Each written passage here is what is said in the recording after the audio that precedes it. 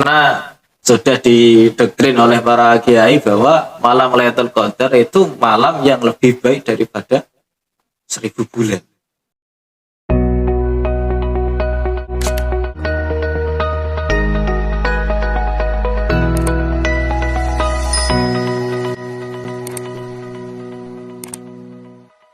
Assalamualaikum warahmatullahi wabarakatuh. Hai sahabat MAMMH, gimana nih kabar semuanya? Nah, di sini saya Dea Rahma Alivia di podcast Mas spesial Ramadan kali ini. Kita kedatangan tamu yang spesial juga nih. Seseorang yang pas kita tanya-tanya sesuai dengan tema kita. Langsung aja nih kita bincang-bincang sama Pak Ali Ansori yang pastinya teman-teman semua sudah mengenal siapa beliau. Assalamualaikum Bapak. Waalaikumsalam warahmatullahi. Bagaimana Pak kabar hari ini? Alhamdulillah baik. Pak Ali sendiri di MAMMH ini mengajar berapa pelajaran sih Pak? Kurang lebih untuk tahun ini sekitar 6 pelajaran, 6 fan ilmu. Itu pelajaran apa saja Pak? Mulai dari tafsir, balaghah, kemudian fikih, N1, ke ya fikih kan ada fikih salaf sama fikih kurikulum. Iya. Ya mungkin itu untuk tahun ini. Sudah berapa lama Pak menjadi bagian di MAMMH ini? Kalau di MMH kurang lebih sekitar 6 sampai 7 tahun.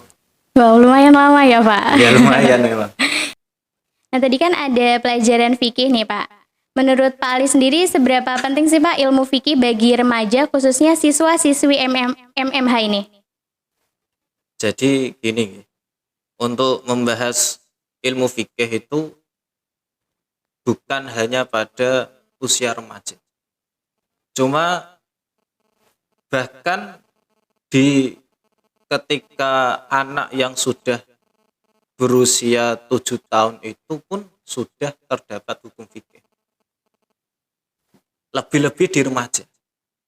Kenapa kok seperti itu? Karena di kehidupan ini sendiri itu tujuan dari hidup sendiri adalah untuk beribadah. Sedangkan ibadah itu, inti pokok dari ibadah adalah fikih. Atau yang biasa disebut dalam istilah pondok pesantren itu ilmu syariah. Atau ilmu fikih adalah ilmu syariah. Bagaimana kita bisa beribadah, sholat, puasa, zakat, dan yang lain tanpa adanya ilmu fikih? Kita bisa mengerti bahwa sholat itu wajib, puasa itu juga wajib. Itu kalau tidak fikih tidak bisa. Syarat-syarat dari sholat sendiri, syarat-syarat dari puasa sendiri itu juga dibahas dalam ilmu fikih. Kalau membahas penting ya sangat penting. Karena tidak mungkin orang bisa beribadah tanpa ilmu fikih. Kalau dia tidak beribadah, otomatis tujuan dia hidup sendiri tidak ada. Untuk apa gunanya dia hidup kalau tidak beribadah? Lah, sedangkan ibadah sendiri itu harus ada ilmu fikih. Maka kalau kita membahas pentingnya ilmu fikih ya sangat penting. Pentingnya seperti bahwa tanpa ilmu fikih ya kita tidak bisa mengenal bagaimana sah tidaknya ibadah. Nah kalau kita sudah tidak bisa mengenal mana ibadah sah dan tidak ya otomatis ibadah kita dari kehidupan kita sendiri ya sudah kacau. Seperti itulah pentingnya ya seperti hidup itu tujuan hidup adalah ibadah. Lah inti pokok dari ibadah adalah ilmu fikih. Seperti itu. Berarti semuanya itu penting ya Pak. Di ilmu fikih itu mengajarkan semuanya ya. Semuanya. Di inti pokok bahkan dalam politik pun dibahas dalam ilmu fikih. Dalam keluarga pun dibahas ilmu fikih. Dalam jual beli pun dibahas ilmu fikih. Jadi bukan hanya ibadah saja. Muamalah kita berhubungan dengan orang lain juga ada di ilmu fikih. Lah kemudian bagaimana tidak penting? Ya seperti hidup itu ilmu fikih. Berbicara tentang fikih nih Pak. Ini kan memasuki bulan suci Ramadan ya. Pembentukan karakter seperti apa sih Pak yang harus dilakukan? Kalau masalah pembentukan karakter namanya kita sebagai pendidik memang tanggung jawab dari kita adalah memang bagaimana mendidik karakter dari murid. Cuma ya bagaimanapun namanya manusia itu hanya berusaha. Nanti untuk masalah hasil itu ya kita pasrah. Karena kalau kita memang berusaha dengan harus memaksimalkan hasil atau harus memperoleh hasil itu nanti kita tidak akan ikhlas. Karena bahkan kalau niki saya mengutip dari ayat Al-Qur'an, innaka lan tahdi man ahbabta walakinallaha yahdi man yasha. Pada saat itu Kanjeng Nabi itu sangat menginginkan Abu Thalib masuk Islam. Sangat menginginkan Abu Thalib masuk Islam. Sedangkan Kanjeng Nabi itu ada orang yang sangat dibenci oleh Kanjeng Nabi, yaitu namanya Wahsy. Wahsy itu adalah sahabat yang paling dibenci Kanjeng Nabi karena Wahsy itu pernah membunuh pamannya Kanjeng Nabi bernama Sayyidina Hamzah. Sangat dibenci oleh Kanjeng Nabi. Dan ada orang yang sangat dicintai Kanjeng Nabi itu pamannya Abu Thalib. Sedangkan itu tapi ternyata semua di luar kendali Kanjeng Nabi. Kanjeng Nabi diberi wahyu oleh Allah, innaka lan tahdi man ahbabta. Ya Muhammad, kamu tidak bisa memberi hidayah pada siapapun orang yang kamu cintai. Sekelas Kanjeng Nabi ini, bukan sekelas kita ya. Sekelas Kanjeng Nabi. Kamu tidak bisa memberi hidayah petunjuk pada orang yang kamu cintai. Walakinallah yahdi man yasha. Cuma orang yang memberi hidayah itu hanya Allah. Kamu itu hanya penyampai saja.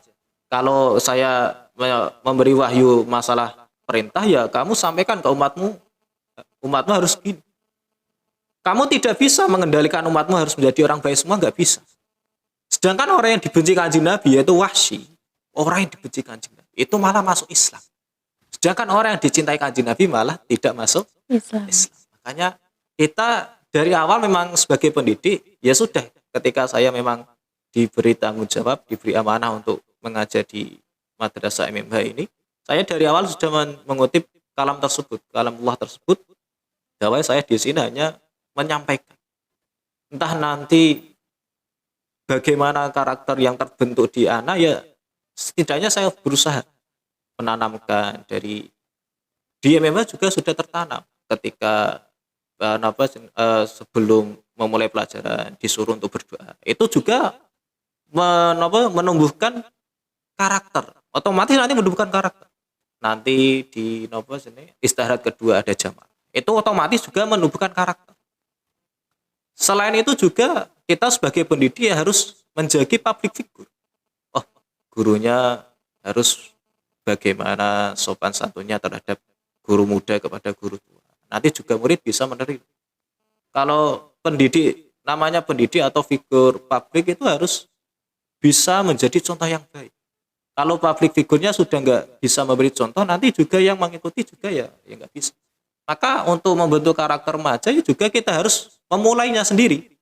Bagaimana kita memberi contoh secara dalam istilah makalah itu lisanul hal afsah min lisain maqal. Jadi tindakan kita itu lebih menancap di hati mereka daripada hanya ucapan. Jadi kita juga memberi kegiatan jamaah, kita juga harus ikut jamaah. Nggak boleh kan kita hanya jamaah tapi kita nggak ikut jamaah. Kira-kira muridnya pasti protes loh, Pak. Jenengan mewajibkan jamaah kok nggak ikut jamaah sendiri, ini gimana? Makanya saya daripada memerintah anak-anak atau murid-murid jamaah, saya sendiri jamaah. Ya jamaah, saya langsung di depan di musola langsung. Karena tadi saya memerintah jamaah, kenapa saya tidak melakukan jamaah? Dari itu pembinaan karakter atau pembentukan karakter itu harus dimulai dari kita sendiri. Jangan hanya mengucapkan tapi tanpa adanya hal atau tindakan kita tersendiri. Untuk hasil itu ya kita sudah bukan bagian kita, itu hanya bagian Allah semata. Makanya zaman dulu zaman ketika saya masih ngajar di kelas 12 aliyah, kalau sekarang kan kelas 10 11. Zaman saya mengajar di kelas 12, ketika akhir pelajaran saya pesan kepada anak kelas 12 itu, sampai sini tanggung jawab selesai. Setelahnya ini saya hanya pesan, ketika kamu setelah lulus dari sini, saya hanya pesan perbanyak doa ihdinas siratal mustaqim. Karena sudah saya tanggung jawab saya di sini sudah selesai terhadap kalian. Selanjutnya adalah bukan saya lagi. Yang mengawasi kalian ya nanti ya penerusnya. Lah kalau tidak ada, nanti jenengan hidupnya jalan kehidupannya bagaimana? Ya sudah, kalian harus meminta doa kepada Allah ihdinas siratal mustaqim, untuk meminta bahwa ya baik baik buruknya Anda ya nanti yang menentukan adalah Allah. Nanti ditunjukkan jalan yang baik yang mana, yang buruk yang. Nah, madrasah kita ini kan berbasis Islamik ya Pak. Menurut Pak Ali ini ada berapa kegiatan sih Pak yang dijalankan pada saat bulan Ramadan? Pada saat bulan Ramadan ini, alhamdulillah di MMH ini, saya sukanya di MMH itu ini memang madrasah. Cuma madrasah yang mempunyai basic pesantren. Karena memang asal mula berdirinya MMH ini tidak lepas dari para kiai. Nggak mungkin MMH ini bisa berdiri tanpa ada peran para kiai. Saya mengenal jelas, paham betul mengenai sejarah MMH ini dari awal pembangunan, dari awal berdirinya, dari awal penamaan MMH, dari awal logo dan nama siapapun saya, tokoh-tokoh dari pendiri MMH, alhamdulillah saya jelas. Karena saya punya bukunya sendiri. Diceritakan juga oleh paman-paman, oleh ayah, oleh mbah, yang lain mengenai MMH. Jadi MMH ini basicnya pesantren. Dalam kegiatan di madrasah pada bulan Ramadan, alhamdulillah bisa istiqomah, adanya tadarus di pagi, ada pesantren kilat ya, pesantren kilat, ngaji-ngaji, kita mengenang memakai kitab-kitab Turat atau kitab-kitab salaf, kita dikaji di MMH. Jadi ya tadi ada kegiatan apa jenenge tadarus sama pengajian kitab, itu alhamdulillah ada peninggalan dari pesantren. Jadi selain KBM seperti biasa ada tambahannya juga Ada ya tambahan. Pak. Oke teman-teman, langsung aja nih di sini Pak Ali sendiri akan menjelaskan mengenai malam Lailatul Qadar. Nanti kita akan mendengarkan langsung dari beliau. Silakan Bapak. Jadi gini ya, karena ini sudah puasa pada per-3 akhir. Misalkan ada bulan kan ada 30. Jadi yang pertama adalah malam 1 sampai 10, kemudian 10 sampai 20, 20 sampai 30. Nah, karena ini sudah mencapai pada malam ke yang terakhir atau malam ke-30, supaya karena yang memang diinginkan oleh masyarakat umum, masyarakat awam adalah ingin mendapatkan malam Lailatul Qadar. Karena sudah didoktrin oleh para kiai bahwa malam Lailatul Qadar itu malam yang lebih baik daripada 1000 bulan. Wama adraka ma Lailatul Qadar, Lailatul Qadri khairum min alfi syahr. Itu malam yang lebih baik daripada 1000 bulan. Itu lumayan, itu satu malam sudah dapat 1000 bulan, berarti 80 tahun lebih. Jadi dia yang ibadah satu malam itu sudah bisa mendapatkan pahala 80 tahun. Itu enak, makanya masyarakat awam itu wah enak. Hanya satu malam pahalanya dapat 80 tahun. Oke, saya ambil dalam tafsir Ar-Razi dalam kitab Mafatihul Ghaib bahwa malam Lailatul Qadar itu kalau dalam yang perlu digarisbawahi itu ketika para ulama atau para kiai itu suka dengan hal yang baik. Cuma kadang ketika menerangkan hal yang baik itu hal yang buruk juga tidak dihindari. Padahal itu yang malah segi yang parahnya seperti itu. Contoh ini kalau saya kutip di tafsir Ar-Razi, Mafatihul Ghaib, beliau Syekh Imam Fakhrul Razi mengutip dalam sebuah hadis, ruya annahu alaihi salatu alaihi salam dakhala al-masjid fara'ana iman. Faqala ya Ali nabbihu liyatawadda faiqadahu Ali. Tsumma qala Ali ya Rasulullah innaka sabbaq ilal khairat. Falima lam tunabbih. Qala li anna raddahu alayka laysa bi kufrin. Fa fa'altu dzalika li takhifa ya jinayatuhu lahu ab. Jadi ada satu cerita bahwa Kanjeng Nabi itu masuk ke masjid. Kemudian ada orang yang melihat orang yang sedang tidur. Kemudian Kanjeng Nabi ini berkata kepada Sayyidina Ali. Pada saat itu Kanjeng Nabi bersama Sayyidina Ali. Ya Ali nabihul yatawadda. Hei Ali, coba bangunkan dia supaya dia berwudu. Kemudian faiqadahu Ali, maka sahabat Ali ini membangunkannya. Kemudian Sayyidina Ali ini janggal. Loh, kenapa kok Kanjeng Nabi menyuruh saya, sedangkan Kanjeng Nabi itu orang yang semangat untuk untuk melakukan kebaikan. Tsumma qala Ali ya Rasulullah innaka sabbaqunil khairat. Ya Rasulullah, jenengan kan ini adalah orang yang senang melakukan kebaikan. Jadi merintah orang untuk berbuat baik itu kan kebaikan. Tapi kenapa Kanjeng Nabi malah menyuruh saya? Ini maksudnya gimana? Dawuhnya Sayyidina Ali, "Fali malam tu Nabi, kenapa jenengan buatan membangunkan sendiri?" Jawabnya Kanjeng Nabi, qala li anna raddahu alaika laysa bi kufri. Ya Ali, saumpama orang tadi kok membantah kamu itu enggak masalah. Tapi saumpama kalau saya yang menyuruh dia kok dia membantah saya itu masalah. Terus saya suruh untuk wudu kok dia enggak wudu, ini kacau. Makanya sering guru itu memerintah muridnya untuk memerintah orang lain. Jadi gurunya tidak memerintah langsung karena tadi konsekuensinya. Makanya para kiai itu tidak suka memerintah-merintah. Karena tadi, khawatir kalau yang diperintah nggak mau, nanti konsekuensinya malah yang diperintah yang dosanya besar. Makanya kadang kiai itu memerintah abdi dalamnya atau santrinya untuk memerintah yang lain. Dong, itu lo cakai konyapu latar. Jadi kiainya nggak mau merintah. Bukan karena kiainya malas atau gimana, tapi tadi mengetahui konsekuensi atau resikonya.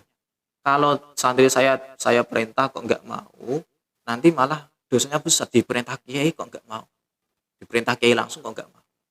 Kalau diperintah santrinya kan nggak masalah perantara kan, jadi tidak terlalu masalah. Ini faida kana hada rahmatar rasul fakis ali rahmatar rabb ta'ala fakana ta'ala yaqul idza alimta lailatul qadri fa in ta'ta fiha iktasabta thawab alfi syahr. Jadi Kanjeng Nabi itu diberi keistimewaan, diberi namanya nikmat yaitu Lailatul Qadar. Lailatul Qadar. Karena dalam suatu cerita niki Kanjeng Nabi itu iri. Dalam suatu cerita itu ada orang Israel atau orang Israel itu beribadah selama 1000 bulan atau selama 80 tahun. Kanjeng Nabi iri.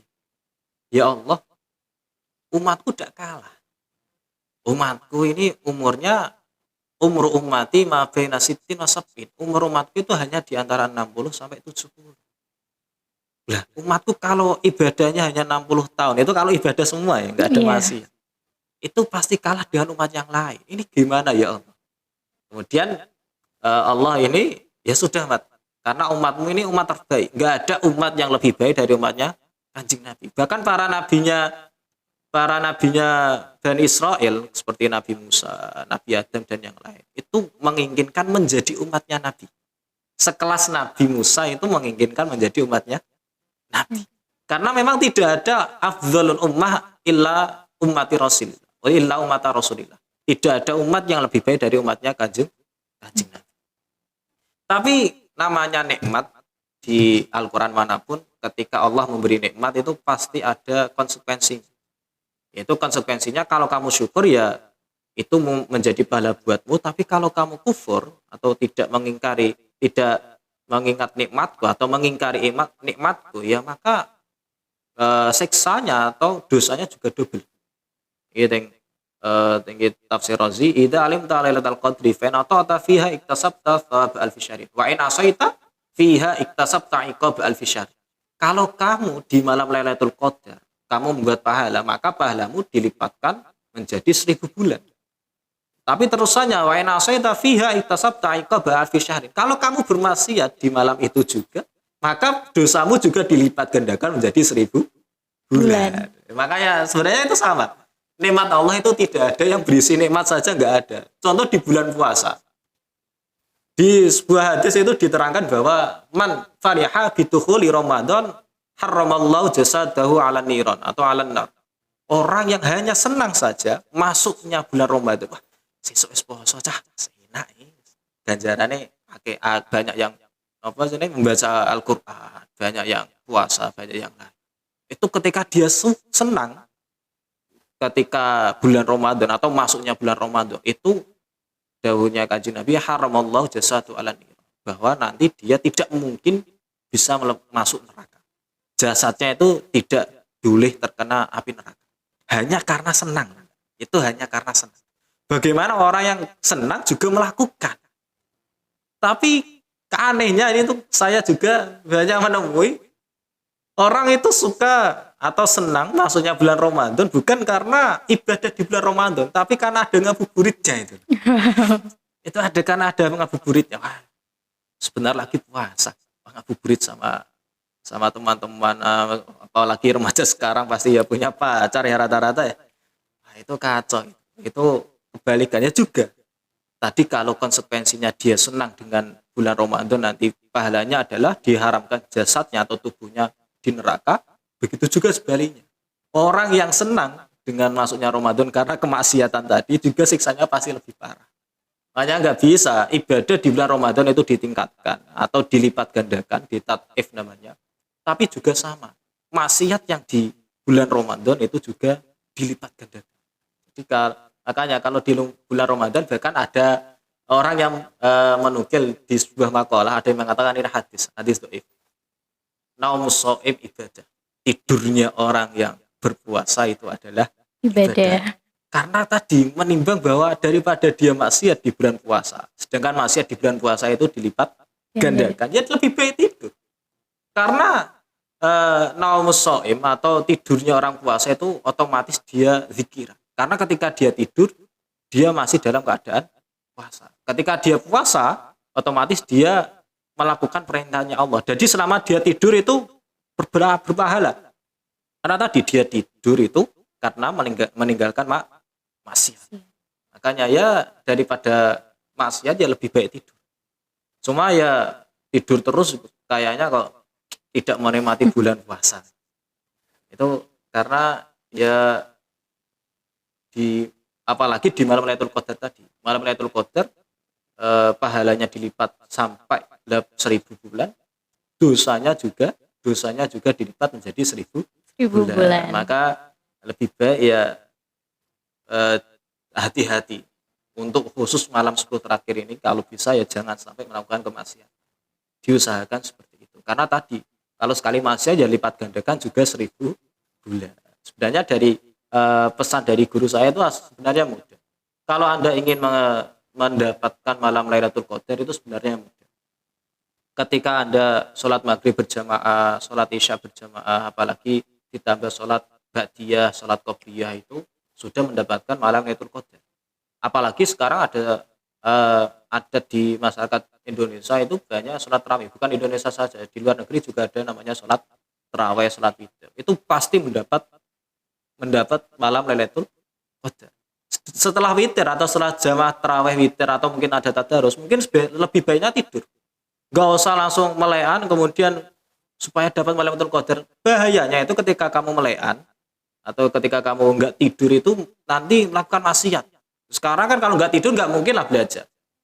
Berapa orang pasti megang HP. Megang HP itu nanti masalahnya dia megang HP kemana? Apakah memang megang HP membuka Al-Quran atau mungkin membuka media yang positif? Kan nggak, ada potensi yang juga negatif. Malah lebih baik itu ketika dia sholat witir setelah tadarus tidur saja. Itu pasti mendapat malam Lailatul Qadar. Jadi nggak usah khawatir. Orang mendapat malam Lailatul Qadar itu nggak usah khawatir. Ketika dia sudah sholat maghrib jamaah, sholat isya jamaah, apalagi ada ba'diyah, qobliyah, ya, apalagi ikut tarawih witir, itu pasti mendapat malam Lailatul Qadar. Jadi nggak usah khawatir. Malam Lailatul Qadar itu sangat mudah. Malam Lailatul Qadar itu sangat mudah. Jadi, mungkin seperti itu. Oke, terima kasih Pak atas penjelasannya, wawasan baru yang saya dapatkan dan juga pendengar semuanya. Dan teman-teman, itu penjelasan dari Pak Ali Ansori mengenai malam Lailatul Qadar. Terima kasih Pak atas waktunya telah berkenan di podcast ini dan menyampaikan materi tentang malam Lailatul Qadar tersebut. Dan untuk teman-teman semua, seperti biasa jangan lupa di like, komen, share, dan subscribe video ini dan nyalakan loncengnya. Terima kasih. Wassalamualaikum warahmatullahi wabarakatuh. Waalaikumsalam.